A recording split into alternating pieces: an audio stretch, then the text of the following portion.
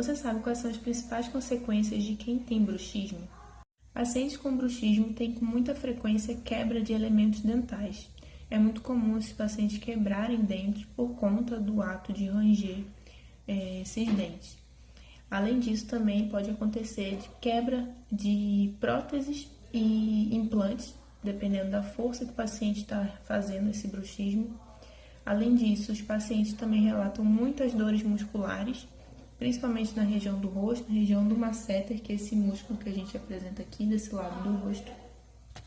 Além disso, o paciente também apresenta dores de cabeça e dificuldade para dormir. Ele está sempre muito cansado, não tem uma boa noite de sono e isso repercute durante todo o dia para ele.